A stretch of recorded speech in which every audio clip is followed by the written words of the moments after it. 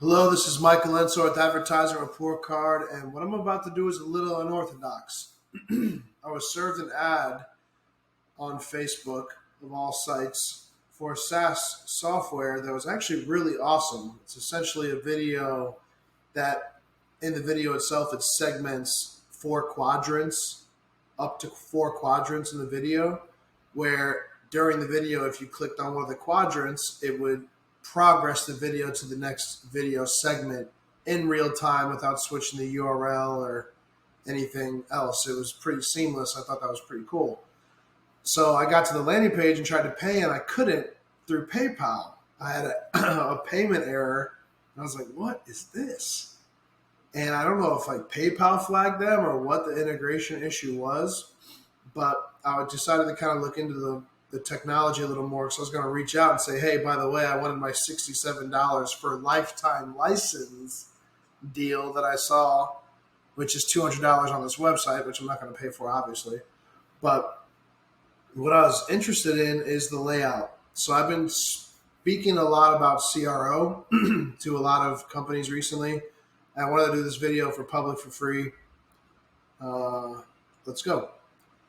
So this is Interactor. Again, the video software I described. Main thing you want to see here, minimalistic navigation to not take away from clicks, but if people have a deliberate reason to be there, they're there. Login and sign up. I would have a different login domain. I know that there's the idea of going to the homepage and seeing the login, but I would have like a user area and a lead gen area. There's a lot of websites that don't do this. I'm just going to disagree with it entirely. If you're driving traffic to a landing page, the idea is to get them to convert. Treat converted and the not converted differently. So at any rate, navigation up here, that's the area I'm talking about at the top, if you're not familiar with what I'm addressing. The next section is something I have been preaching on, but man, they did a good job on this. They kept it minimal with the background. They got like the splotchy and the dots over here, just kind of out of the box. But the headline, creative enterprise level interactive videos in 3 simple steps. Okay, maybe they didn't kill it on the headline, but they got pretty close because it's interesting for someone who's at like ad agency owner, operations, overseeing individual who I want to see like the best tech in performance when we're doing the creation event of creative for marketing campaigns. And this was pretty cool, I'm not going to lie. But with that being said, that is a really weird headline. Descriptions, whatever, button is okay. Look at this. It's almost like this was an afterthought to this, because look at that. You hover over it, you have the zoom in effect, but it's like put your mouse over it. It's almost like, is my mouse already over it? Click play to watch, click play to interactive video, ... Hand waving in the background, like get started. Your mouse over here, juxtaposition to that hand. Hello. Are we going to do like a best thumbnail award ever? Because it's so subtle and it goes with the branding, even with the blue gradient over the thumbnail to match the background and like the overall shade and feel of this. I feel like there's like a green hue over here with like the blue in the corners. Like this whole thing is like not amateurly put together. So why could I not? Let me get this out of my way. What is this? Get out of here. Why could I not check out? That's weird, right? Like such a well thought to, like this whole section's like just very well thought together. So the next thing I want to talk about, look at this. Boom. Validation. I have been saying this and I've been implementing it. Validation immediately. If someone is not sold in this section, which, I don't know how we're going to feel about it, but we're going to throw mobile on unexpectedly. But I have a feeling that it's perfect. It's not. They got this headline thing that I'm not super fond of. Ooh, this right up top. Swap these positions. I'm guesstimating a 5% conversion rate increase, but, let the data be the judge. Validation. out of the gate. If somebody is not convinced right here, especially if they watch this video and they keep scrolling, get out of my way here. Look at my face, they keep blocking me out with that one app that became famous on ClickFunnels that's now everywhere. What's it called? Provely. I don't know if it's Provely or not, actually. But validation in general, right here, underneath the fold, visible, 5 stars visible, names visible, faces visible. I'm not always super hot on testimonials with faces, but man, people react to faces. So if you get validation, confirmation from a client that you can use a thumbnail, but it's not always possible. But at the same way, regardless or not, this is exactly what you want right here. And then boom, visual explanation of what happens. Simple headline, simple explanation. Why it's just this is like a really good squeeze page. Reviews, features, use cases, all on one page. There is no depth on this website, which is why it's even weirder when you go to connect with them. It's on a different domain, which is fine. Video Suite. But what is Video Suite? So this is what leads me into my little discussion about why I thought it was weird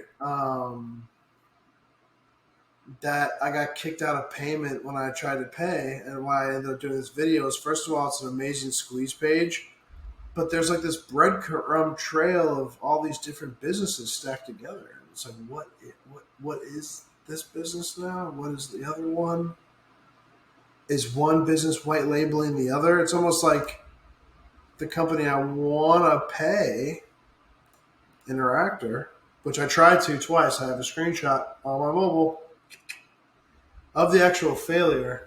I'll post that at the end of this video, just so they can work on that. And I already submitted a ticket too, so they could work on that. But yeah, killer squeeze page. You know what one of my favorite parts about this one was? Is, first of all, you go to the page and it's like you still get the special 65% discount, one-time payment. But this is $67 on the discount page on Facebook. So what's the original price? So when you have like whiling out discounts and then you're like calling out your competitors for price points, but then at the same time it's like, what's the discount? What's the real offer? What's retail? What's discount? What's MSRP? If you're promoting a lot of different prices and other people can tap into that, I mean, anybody can see the TikTok ad library, Facebook ad library. Anybody can scrape a Google ad lead or look at your YouTube channel. It's 2022, baby. I think you just got to be a little careful about what you say. I mean, the tech still looks awesome. For $200 for one-time payment, it still looks really cool. But I can't even pay. Also, last thing I wanted to say is, on the checkout page behind all this, the FAQ. People still not sold. It just straight up addresses all the concerns. Bow, bow, bow. Look at the structure. I'm ending this video right now, but I'm just going to say hero area. Mobile could be use a little tweaks. Copy could use some. Maybe place 2 buttons. I mean, I would mirror that if you could to see if.